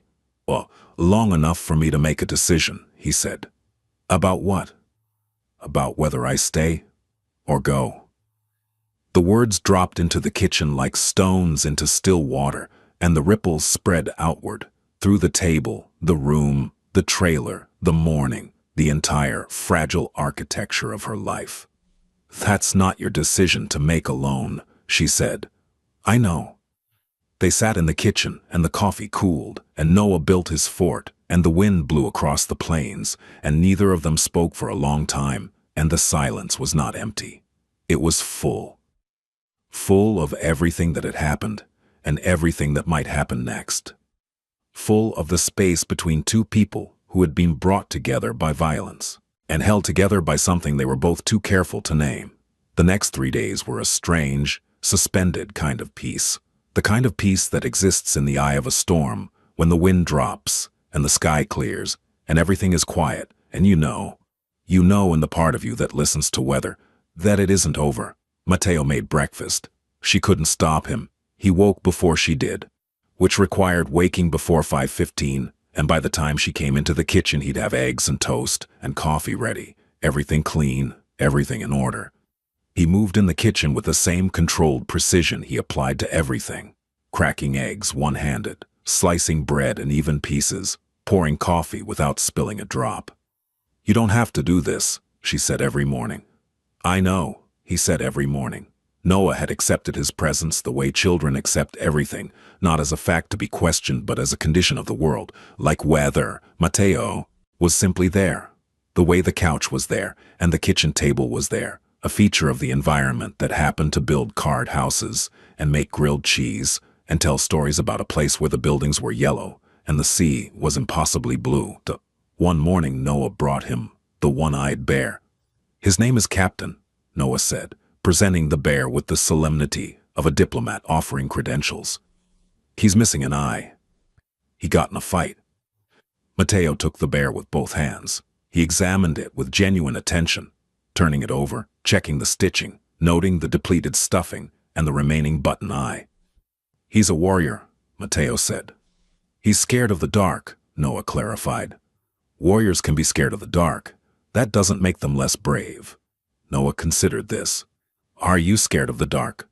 Mateo looked at the boy, this small, open, impossibly brave creature who gave his blanket to strangers and named his bears and asked questions that went straight through the armor of men who had spent decades building it. And something happened to his face. Something that Lily, watching from the hallway, would remember for the rest of her life. The mask he wore, the composed, controlled, unreadable surface that he presented to the world, cracked, not like a dam breaking, like ice in spring, a slow, irreversible thaw. Sometimes, he said. That's okay, Noah said. Captain will protect you. And he placed the bear on the couch beside Mateo's pillow and went to find his crayons. Mateo sat very still. Lily saw him press his thumb and forefinger against the bridge of his nose, a gesture she'd come to recognize as the one he used when he was suppressing something, holding something back, keeping something contained that wanted out. She went to the kitchen and started a second pot of coffee and didn't say anything, because sometimes the most compassionate thing you can do for a person who is unraveling is to look away. That afternoon, while Noah was at Mrs. Delgado's and Lily was between shifts, she came home to change clothes and found Mateo on the back step again. But this time he wasn't looking at the planes. He was looking at a file, a physical file, paper, several pages thick, printed on the kind of stock that lawyers used. "What is that?" she asked. He closed the file. He didn't hide it. He wasn't that kind of evasive, but he closed it in the way a person closes a book when they're not ready to discuss what they've read. "Sit down," he said. She sat. The step was cold. The sky was that particular shade of winter gray that Oklahoma does better than anywhere. Not dramatic, not stormy, just gray, endlessly gray, like the sky had gotten tired and given up. "Your husband," he said. The word hit different coming from him. She'd heard it from lawyers and insurance adjusters and sympathetic neighbors, and it always sounded the same, soft, careful, the verbal equivalent of tiptoes. From Mateo, it sounded like what it was, a fact, a point of data, a starting position. What about him? The accident at the processing plant. The hydraulic press. What about it? He opened the file. She could see documents inside, photographs, copies of forms, something that looked like an engineering report. "I had someone look into it," he said.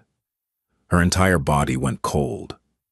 Not the cold of the steppe or the wind, a different cold. The cold that comes from the inside, from the place where intuition lives. "You had no right." "I know, but I did it anyway, because I have resources you don't. And because the settlement you received was criminal, and because something about the way this was handled made me suspicious." "Suspicious of what?" He turned the file toward her. She looked at the first page, an engineering assessment, dated 6 weeks ago, commissioned by someone whose name she didn't recognize. "The hydraulic press that killed your husband was scheduled for maintenance months before the accident. The maintenance was never performed. The work order was filed and signed off as completed, but the actual service, the inspection and recalibration of the safety mechanisms, was never done. The signature on the work order belongs to a supervisor named Dean Cartwright." She knew the name. Dean Cartwright had been Caleb's shift supervisor. He'd been at the funeral. He'd shaken her hand and said he was sorry. Cartwright signed off on maintenance that never happened because the plant was under pressure from corporate to reduce downtime. The press was running 22 hours a day, 7 days a week, producing at a rate that exceeded its rated capacity. The safety interlock that should have prevented the press from cycling while the loading zone was occupied had been disabled, deliberately, manually, to speed up the process. The words entered her one at a time, each one a small, precise wound. The company knew the press was unsafe. Cartwright knew. His supervisor knew. Corporate knew. They calculated the risk and decided that the cost of a potential accident, including legal fees and a settlement, was lower than the cost of shutting down the line for maintenance. Your husband died because someone did math on a spreadsheet and decided his life was worth less than 12 hours of production. She was shaking, not dramatically. She was past dramatic reactions. She was shaking the way a bridge shakes when the load exceeds the design capacity, a deep structural tremor that came from the foundations. The settlement you received, the one that barely covered the funeral, was calculated to be the minimum amount necessary to make you go away. The lawyer you consulted was right that you had grounds for a negligence suit. What he didn't know was that the company's legal team had already identified you as a low-risk plaintiff. For young, broke, no family, no resources, no ability to sustain a prolonged legal battle. They offered you a number they knew you couldn't refuse because refusing it required money you didn't have. She took the file from his hands. She looked at the engineering report, the photographs, the work orders, the emails, printed emails between plant managers and corporate executives, discussing maintenance schedules and production targets and risk assessments that included the phrase acceptable loss parameters. Acceptable loss parameters. Her husband, Caleb, the man who'd fixed a wobbly table with a piece of cardboard and called it character. The man who'd won a stuffed bear at the state fair. The man whose son still asked if he was coming home. An acceptable loss. This is enough, Mateo said quietly. This is enough for a wrongful death suit that no company survives. Not a settlement. A judgment. The kind that changes outcomes. She looked up at him. Her eyes were dry. She'd cried for Caleb in the weeks and months after his death. Cried until crying felt like just another bodily function, as routine and involuntary as breathing. She didn't have tears for this. What she had was something colder and harder and more useful. Why are you doing this? She asked. Because it's true, and because you deserve to know the truth. That's not what I'm asking. I'm asking why you care. He was quiet for a long time. The wind moved across the plains, bending the brown grass in waves. In the distance, the bison preserve was a dark line against the gray. Because I've been responsible for terrible things, he said, and I've made peace with most of them, but I have never, not once, been responsible for what was done to your husband, what was done to you, the deliberate, calculated destruction of a man's life for profit, hidden behind paperwork and legal settlements, cleaned up by men in suits who never had to look at the woman they'd wrecked. That's not my kind of violence, and it's worse. It's worse because it pretends to be civilized. She held the file in her lap. It weighed almost nothing, a few sheets of paper, a few photographs. But it was the heaviest thing she'd ever held, because it contained the truth about the thing that had defined the last 14 months of her life. And the truth was exactly what she'd suspected in the dark, quiet hours when Noah was asleep and the debt was pressing in, and the story she'd been told about a workplace accident felt thin and insufficient, like a bandage over a wound that needed surgery. I need a lawyer, she said. You have one, a good one. He's already been briefed. He'll take the case on contingency. You arranged a lawyer for me? I arranged a consultation. The decision is yours. Everything from here is yours. She looked at the file again. Then she looked at him. The man on her back step, in her dead husband's jacket, with blood still faintly visible in the creases of his knuckles, who had come into her life bleeding and broken and had somehow, impossibly, given her back the thing she'd lost. Not Caleb, never Caleb, but the truth. The truth about what had been done to him. The truth about what had been done to her. Thank you, she said. And this time the words weren't enough, and they both knew it, and the space between them, 6 inches of cold Oklahoma steppe, was the smallest and the largest distance in the world. The crisis came 3 days later, on a Tuesday. Mateo was on his phone, the encrypted one, speaking in Italian, and his voice was different from any she'd heard from him before. Not cold, not controlled, strained. He was standing in the kitchen, his back to the hallway, one hand on the counter, and the tension in his body was visible even from behind. The rigid spine, the locked shoulders, the white-knuckle grip on the phone. She waited in the hallway until he hung up. "What happened?"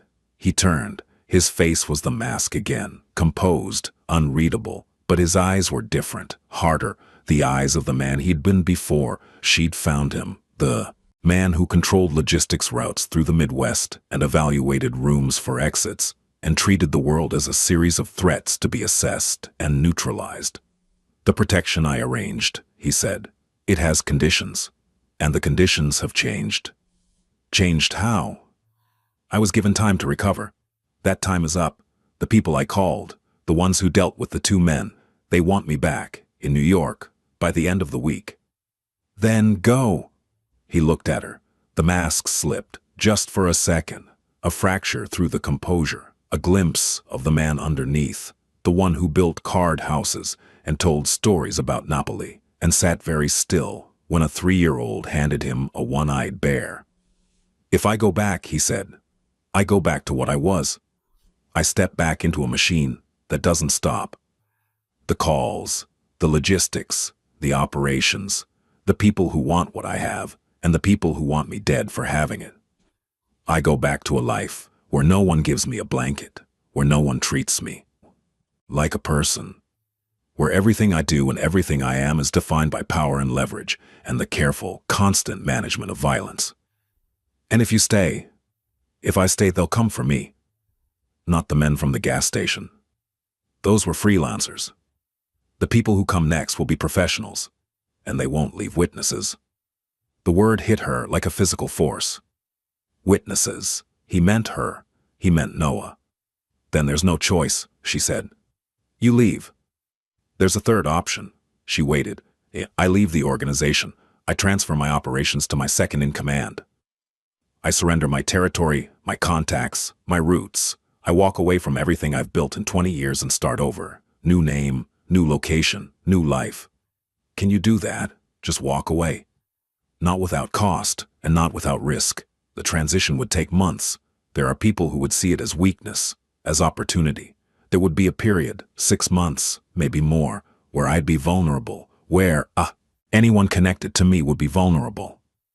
He was looking at her with an intensity that made the air in the room feel different. Charged, pressurized, like the atmosphere before a thunderstorm. "I'm telling you this because the decision involves you, not because I assume anything, not because I expect anything, but because whatever I decide will affect your life, and you have the right to be part of that decision."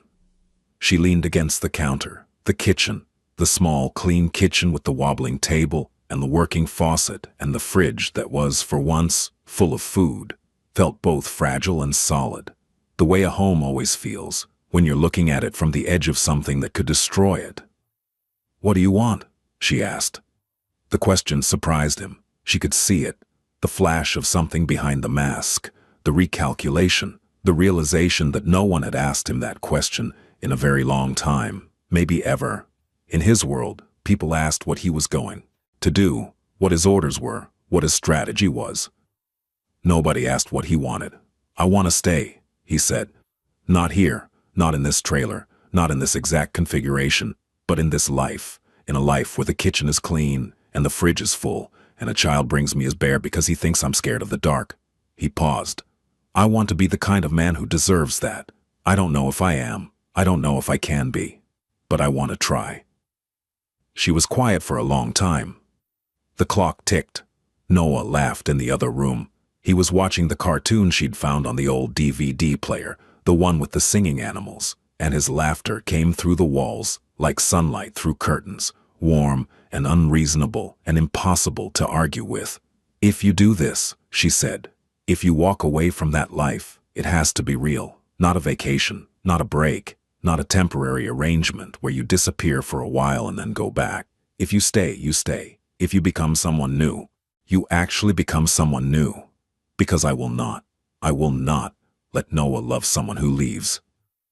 The word landed between them. Love. She hadn't meant to say it, or maybe she had. Maybe it had been building since the 6th day, when he'd fixed the heating vent and Noah's room was warm for the first time in a year. Maybe since the night he'd listened to Noah's nightmares and hadn't moved from the couch. Maybe since the moment on the road when she'd seen his eyes in the headlights and known, in some pre-rational part of herself, that this man's life was tangled up with hers in a way she couldn't undo. "I won't leave," he said. "Don't say that unless you mean it." "I have never," he said with a quiet ferocity that she felt in her sternum, "said anything I didn't mean." The moment hung there, fragile, enormous, terrifying in its simplicity. Two people in a kitchen making a decision that would change both their lives, with nothing to guide them except the improbable, irrational, undeniable fact that they had found each other on a frozen road in the middle of nowhere, and the world, despite its best efforts, had not managed to pull them apart. He made the call that night. She didn't hear the conversation. He went outside, into the cold, and stood on the back step and spoke in Italian for 45 minutes, and when he came back inside, his face was different, not the mask, not the vulnerability underneath, something new, something she'd never seen on him before. Relief. "It's done?" she asked. "It started. It'll take time, months. There are protocols, transitions, people who need to be managed. But it's started." "Yes," she nodded. She poured him coffee. He sat at the table and wrapped his hands around the mug and looked at her with an expression that was so open, so unguarded, so completely unlike anything she'd seen from him in the 2 weeks she'd known him, that for a moment he looked like a completely different person, not Matteo, the logistics boss, not Michael Torres, the fake New Yorker, not the man who evaluated rooms for exits and spoke in Italian on encrypted phones, just a man, tired, hopeful, scared, human. "Mama," Noah called from the living room. Captain fell behind the couch. Lily looked at Matteo. He looked at her. "I'll get it," he said, and he stood and walked to the living room and knelt beside the couch and fished out the one-eyed bear and handed it to the boy who had given him a blanket when he had nothing, and the boy said, "Thank you," and the man said, "You're welcome," and Lily stood in the kitchen doorway and watched and let the crack in her chest finally open, and what came through was not pain. It was the beginning of something, not a fairy tale, not a rescue, not a billionaire fantasy where the powerful man swoops in and fixes everything with money and muscle. It was smaller than that, and harder, and more real. It was two broken people in a small house on the edge of nothing, choosing each other not because it was easy or safe or smart, but because the alternative, turning away, driving past, leaving the other one in the cold, was something neither of them could do. It was a beginning, and that was enough. The months that followed were not easy. Nothing about any of this was easy, and if this story pretended otherwise, it would be a different kind of lie than the one the insurance company had told Lily about her husband's death, but a lie nonetheless. Matteo's transition out of his old life was exactly as complicated as he'd predicted. There were phone calls at odd hours, conversations in Italian that left him tight-jawed and silent for hours afterward. There were trips, short ones, to cities she didn't ask about, where he'd leave for 2 or 3 days and come back looking older. Not physically older. Older in the way that people age when they're dismantling something they spent a lifetime building, but he always came back. He came back to the trailer on the Oklahoma plains, to the wobbling kitchen table and the repaired heating vent, and the boy who left a one-eyed bear on his pillow every night, because he believed, with the unshakable conviction of a 3-year-old, that everyone deserved protection from the dark. The legal case against Brewer Industrial moved forward. The lawyer Matteo had found, a sharp-eyed woman from Tulsa named Carmen Okafor, who specialized in wrongful death litigation, and who had, Lily suspected, been briefed on exactly who Matteo was and had decided to take the case anyway, filed the suit in March. The engineering report, the work orders, the emails about acceptable loss parameters, all of it went into the filing, and the company's legal team, which had calculated Lily as a low-risk plaintiff, realized very quickly that the calculation had changed. The company settled. Not the way they'd settled before, not the insulting, predatory, take-this-and-go-away number they'd offered a grieving 22-year-old. This settlement had 6 figures, and it came with a public admission of negligence, and it came with a mandate to overhaul the safety protocols at every plant the company operated, and it came with a fund established in Caleb Harper's name for the families of other workers who'd been killed or injured by cost-cutting measures. It didn't bring Caleb back. Nothing would bring Caleb back. But it meant that his death was not invisible.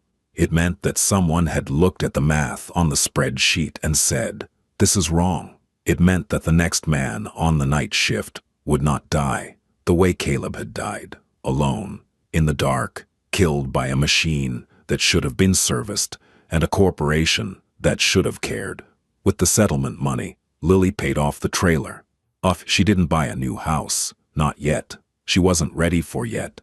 She bought new tires for the truck. She bought Noah a bed with a real frame. She put the rest in savings because she'd learned in the hardest possible way that the distance between stability and disaster was measured in months, not years, and she would never again be one missed paycheck away from losing her home. She kept her job at the diner, not the gas station. She quit the fuel and go, not because she didn't need the money, but because 16-hour days were not a life, and she was learning slowly to tell the difference between surviving and living. Mateo got a job. This, more than anything else in the entire improbable story of how they'd come together, was the thing that made Lily laugh. Not a bitter laugh, a real laugh, the kind that comes from the belly and surprises you with its existence. He went to work for a construction company, not Prescott. Prescott had rerouted their development away from Lily's property and was building their residential community 3 miles east. The company Mateo joined was smaller, local, run by a man named Jim Blackhorse, who built houses the way they should be built. Solid, square, with foundations that went deep and roofs that didn't leak. Mateo, it turned out, knew things about construction. He knew about materials and logistics and supply chains. He knew how to negotiate with vendors and schedule crews and read a blueprint. He knew how to make things work. What he doesn't know about houses, Jim told Lily once, leaning against his truck at a site barbecue. You could fit in a thimble, but what he knows about getting things done could fill a warehouse. I don't know where you found him, but he's the best foreman I've ever had. Lily smiled and said nothing, because the true answer, I found him bleeding on a road in the dark, was not the kind of thing you said at barbecues. Mateo's new name was Marco Torres, not Michael. He'd retired Michael Torres with the fake New York license, but Marco. It was close enough to his real name that he'd respond to it instinctively, which mattered, and far enough from his old life that a routine background check wouldn't raise flags. The identity had been created with the kind of thoroughness that suggested professional help, a social security number, a work history, a credit record, all of it backstopped and verified, all of it real enough to withstand scrutiny. He never told her exactly how this had been arranged, and she never asked. There were parts of his old life that existed behind a door she'd chosen not to open, and that was a decision she revisited periodically and always arrived at the same conclusion. She didn't need to know everything. She needed to know who he was now, and who he was now was a man who woke up early and made breakfast and drove to a construction site and came home with sawdust in his hair and read stories to a boy who called him Teo, because Mateo was too many syllables for a 3-year-old's priorities. Noah called him Teo, not Dad. Lily was clear about that, and Mateo understood without being told, the way he understood most things about her, with a perceptiveness that was both a gift and a remnant of his training. Caleb was Noah's father.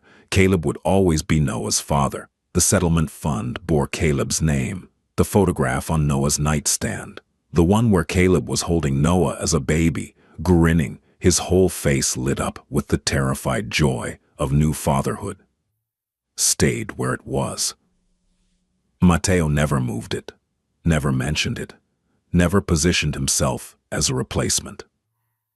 He was something else, something that didn't have a name yet, because the language for what they were, this strange, careful, hard-won thing, hadn't been invented by people who'd lived conventional lives. The romance between them was slow the way rivers carve canyons, not in a rush of dramatic force, but in the steady, patient application of presence. They didn't fall into each other. They moved toward each other day by day, in increments so small they were almost imperceptible, except that one morning, Lily woke up and realized she was no longer listening for the sound of his breathing, to make sure he was still there. She was listening because the sound of his breathing had become the thing that told her she was home.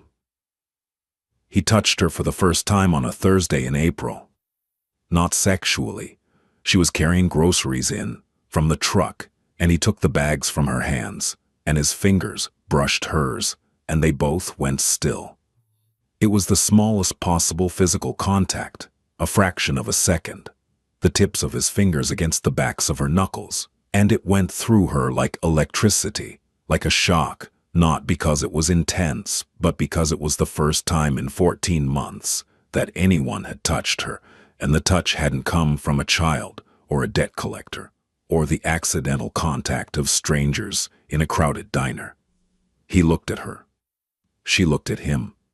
They were standing in the driveway in the April light, and the plains were green for the first time in months, and somewhere in the distance the bison were moving across the grass in their slow, ancient, massive way, and the world was, for one impossible moment, exactly as it should be. "Sorry," he said. "Don't be," she said.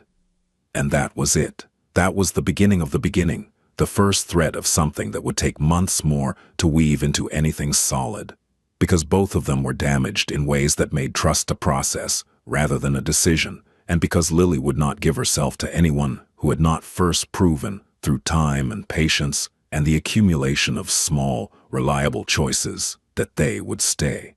But he stayed. He stayed through the spring, when Noah turned 4 and they had a birthday party in the yard with Mrs. Delgado and Jim Blackhorse and a few families from the trailer park, and Mateo grilled hamburgers and Noah blew out candles, and the evening was so normal, so utterly ordinary, that Lily had to step inside for a moment to breathe through the wave of feeling that crashed through her, because this was what she'd wanted, what she'd always wanted, not a savior, but a partner, not a fairy tale, but a Tuesday night with a birthday cake, and someone who stood at the grill and called her name to ask if she wanted cheese on her burger. He stayed through the summer, when the heat turned the plains brown again, and the cicadas screamed in the evenings, and they sat on the back step and watched the sun set behind the bison preserve and didn't talk, because they'd reached the point where silence between them was not an absence of words, but a form of conversation, a language they'd developed together, made of proximity and trust and the slow, careful dissolution of the walls they'd each built to survive.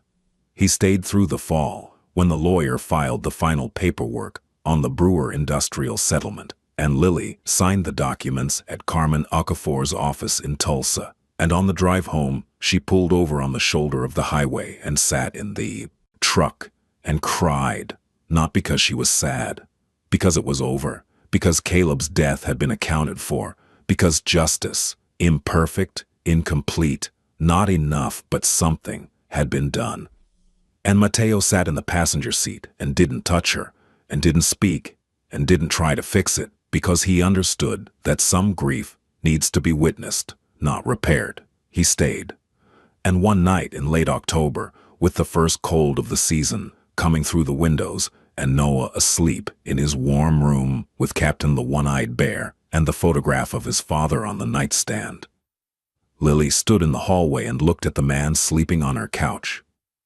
The couch that was too short for him, that had always been too short for him, that he'd been sleeping on for 9 months without complaint, and she made a decision. Mateo. He woke instantly. The old reflexes, the hair-trigger alertness of a man who'd spent decades sleeping with one eye open, but when he saw her standing in the hallway, the tension left his body, and his face did the thing it did only for her and for Noah. It softened. "What's wrong?" "Nothing's wrong." She stood there for a moment, in Caleb's flannel. She still wore it. She'd always wear it. It was part of who she was. And then she said, "The couch is too short for you." He looked at her. In the dark, his eyes were unreadable, but his breathing changed. And she heard it, because she'd been listening to his breathing for months, and she knew what each rhythm meant. "I know," he said. "You could sleep somewhere else." The silence lasted 3 heartbeats. 4. The trailer was quiet. The wind was quiet. Everything was holding its breath. "Are you sure?" he asked. And his voice was different, stripped of everything but the question, raw in a way she'd never heard from him, vulnerable in a way that would have been unthinkable from the man she'd found on the road. "I'm sure." He stood. He crossed the room. He stopped in front of her, close enough that she could feel the warmth of him. And he looked at her face in the dark with the same careful attention he'd given everything since the day he arrived. The wound, the room, the exits, the child, the woman, except now it wasn't assessment. It was something else entirely. He raised his hand and touched her face. His fingers were rough from the construction work, calloused at the tips, and they rested against her cheekbone with a gentleness that contradicted everything she knew about his hands and what they'd done. "Lily," he said. "I know," she said. He kissed her. It was not a dramatic kiss, not a cinematic sweeping off her feet moment. It was careful and slow and precise, the way he did everything, and it tasted like coffee and cold air and the beginning of something that would take the rest of their lives to finish. She took his hand and led him down the hallway, and the door closed behind them, and the trailer was quiet. And outside, the wind moved across the Oklahoma plains the way it had always moved, ancient, indifferent, eternal, and the bison slept in their dark fields, and the stars burned in their fixed and distant places, and in a small house on the edge of nothing. 2 people who had been broken by the world held each other in the dark and began, slowly, carefully, with all the courage and terror of people who know what it costs to love something you can lose, to build a life. Not a perfect life, not a fairy tale life, a real life, with a wobbling kitchen table, and a one-eyed bear, and a mortgage that was current, and a fridge that was full, and a boy who was growing up strong and brave and kind in a warm room his mother had insisted on, and a stranger had fixed. A life that had been born in the cold and the dark, on a road where no one was supposed to find anyone, where a woman who had every reason to drive past had stopped, and a man who had every reason to die had lived, and the distance between them, the vast, impossible distance between a widow in a trailer and a mafia boss bleeding in a ditch, had collapsed under the weight of the simplest, oldest, most dangerous thing in the world: compassion. Not the soft, sentimental kind, not the kind that asks nothing and risks nothing, the hard kind. The kind that sees a man dying in the coal and says, "This is going to cost me," and kneels down anyway. The kind that gives a blanket to a stranger because he might be cold. The kind that fixes a heating vent because a child shouldn't sleep in a cold room. The kind that researches a dead man's accident because his widow deserves the truth. The kind that costs everything. The kind that's worth it. This is the story of Lily Harper and Matteo Rossi. It is not a love story, though love is in it. It is not a crime story, though crime is in it. It is a story about what happens when the worst of the world collides with the best of it. In a small house on the Oklahoma plains, under a sky so big it makes everything else seem possible, even starting over, even being saved, even against all odds and evidence and reason, being happy. The wind blows, the bison graze, the boy grows, the woman stands, the man stays, and the road goes on.